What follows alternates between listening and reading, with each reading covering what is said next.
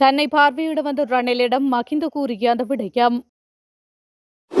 ஹெகல்பதர் பத்மேவிற்கு தகவல் அளித்த துரோகம் இழைத்த காவல்துறை அதிகாரி கண்டுபிடிப்பு. நள்ளிரவு முதல் எரிபொருள் விலையில் ஏற்பட்டுள்ள பாரிய மாற்றம். நாட்டில் ஓர் இனச்சேர்க்கை சமூகம் ஊக்குவிக்கப்படாது, வெளியான அதிரடி அறிவிப்பு. கட்டுநாயக்க விமான நிலையத்தில் ஒருவர் அதிரடி கைது. முஸ்லிம் மாணவிகளின் ஆடை விவகாரத்தில் பிரதமரின் தீர்மானத்திற்கு வரவேற்பு. அமெரிக்க H-1B விசா நடைமுறையில் அதிரடி மாற்றம், வெளியான அறிவிப்பு.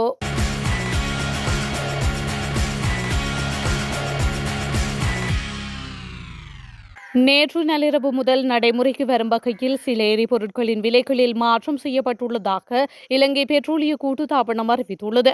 மாதாந்த எரிபொருள் விலை திருத்தத்தின் அடிப்படையில் இந்த விலை திருத்தம் மேற்கொள்ளப்பட்டுள்ளதாக அந்த கூட்டுத்தாபனம் தெரிவித்துள்ளது. அதன்படி லங்கா வெள்ளை டீசல் 1 லிட்டரின் விலை ரூபாய் 6 குறைக்கப்பட்டுள்ள நிலையில் அதன் புதிய விலை 277 ரூபாயாகும். அதேபோல் ஒக்டேன் 95 ரக பெட்ரோல் 1 லிட்டரின் விலை ரூபாய் 6 குறைக்கப்பட்டுள்ள நிலையில் அதன் புதிய விலை 335 ரூபாவாகும். மேலும் மண்ணெண்ணெய் 1 லிட்டரின் விலை 5 ரூபாவால் குறைக்கப்பட்டுள்ள நிலையில் அதன் புதிய விலை 180 ரூபாவாகவும் கூறப்பட்டுள்ளது.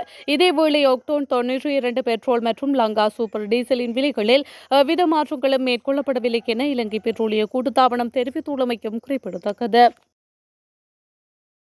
அண்மையில் முன்னாள் ஜனாதிபதி ரணில் விக்ரமசிங்கே தங்காலையில் உள்ள கால்ட நிலத்தில் முன்னாள் ஜனாதிபதி மஹிந்த ராஜபக்ஷவை சந்தித்து உடல்நலன் குறித்து விசாரித்த போது இரு முன்னாள் ஜனாதிபதிகளும் ஒரு நல்லுறவை ஏற்படுத்திக் கொண்டனர்.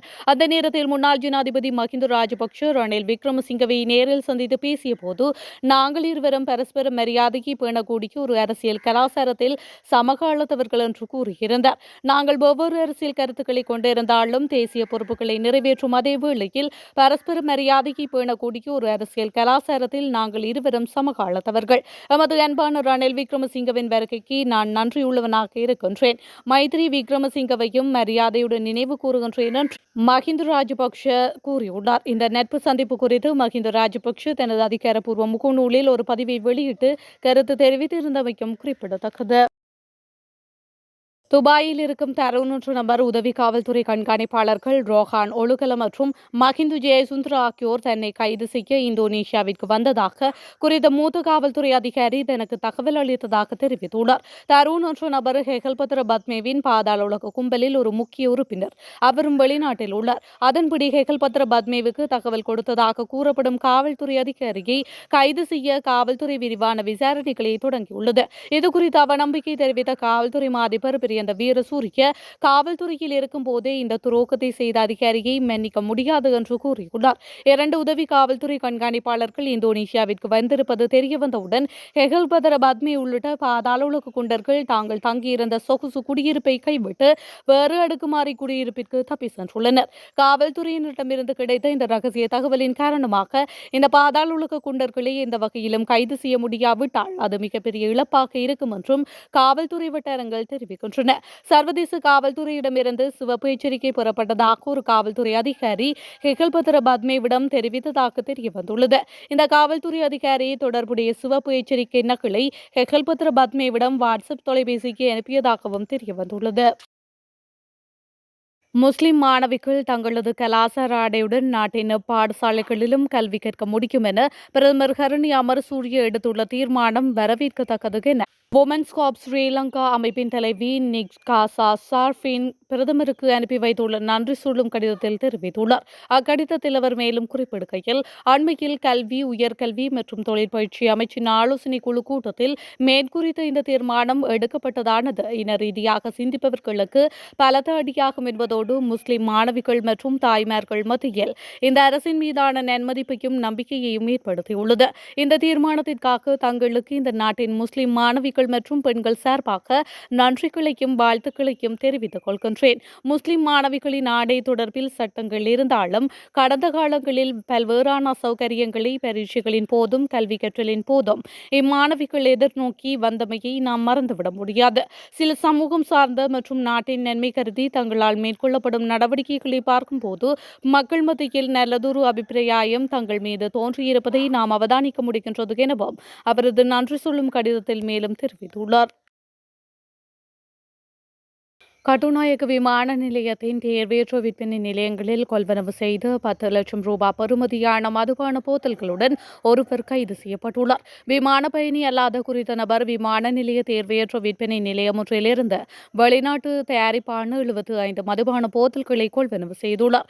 அதனை விமான நிலையத்தின் கிரேன் கேட் வழியாக மோசடியான முறையில் வெளியே எடுத்து செல்ல முற்பட்ட போது விமான நிலைய போதைப்பொருள் தடுப்பு போலீசார் சந்தேக நபரை கைது செய்துள்ளனர்.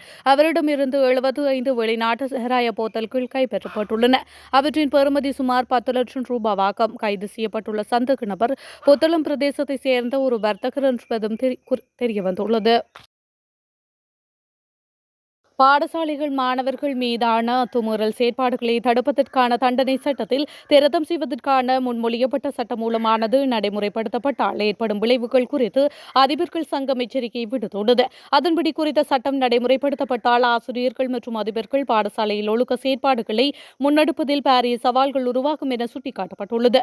இந்த சூழ்நிலையில் பாடசாலை மாணவர்கள் ஒழுக்கத்தை எவ்வாறு கையாள்வது என்பதை விளக்கும் சிறப்பு சுற்றறிக்கையை கல்வி அமைச்சின் செயலாளர் அதிபர்களுக்கு வெளியிட வேண்டும் என்று சங்கம் மேலும் வலியுறுத்தியுள்ளது.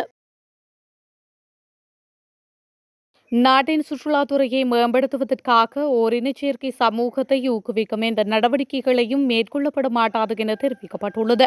குறித்த விடயத்தை சுற்றுலா அபிவிருத்தி அதிகார சபையின் தலைவர் புத்திக கேமாவசம் தெரிவித்துள்ளார். சமூக வலைதளங்களில் பரவி வரும் கடிதம் தொடர்பில் விளக்கமளித்த அவர், இலக்கு வைக்கப்பட்டுள்ள 3 மில்லியன் சுற்றுலா பயணிகளை நாட்டிற்கு வரவழைப்பதற்காக சமூக ஒழுக்கத்திற்கு முரணான எதையும் செய்யப்போவதில்லை. இது எந்த வகையிலும் பிரச்சாரமோ அல்லது ஊக்குவிப்பு திட்டமோ அல்ல. இந்த சமத்துவத்தை பாதுகாப்பதற்கான எமது உறுதிப்பாட்டை வெளிப்படுத்துவது மட்டுமே. ஈக்குவல் கிரவுண்ட் என்ற அமைப்புடன் இணைந்து ஓரினச் சேர்க்கை சமூக சுற்றுலாத்துறையை மேம்படுத்துவதற்கான திட்டம் ஒன்றிற்கு அனுமதியளிக்கும் வகையிலான கடிதம் ஒன்று சமூக ஊடகங்களில் பரவியதை தொடர்ந்து பல்வேறு தரப்பிலிருந்தும் விமர்சனங்கள் எழுந்துள்ளன. சமூகத்தில் எமது நிறுவனம் சமர்ப்பித்த கடிதம் குறித்து ஒரு தவறான கருத்து பரவி வருகின்றது. இது உண்மையில் இலங்கையில் அங்கீகரிக்கப்பட்ட மற்றும் ஒரு நிறுவனத்திற்கு சமர்ப்பிக்கப்பட்ட கடிதமாகும். இதன் உள்ளடக்கத்தையும் மற்றும் கருத்தையும் பார்த்தால் ஓரின சேர்க்கை சமூகம் சுற்றுலாத்துறையுடன் எவ்வாறு தொடர்புபடுகின்றது என்பது பற்றி தான் பேசுகின்றது.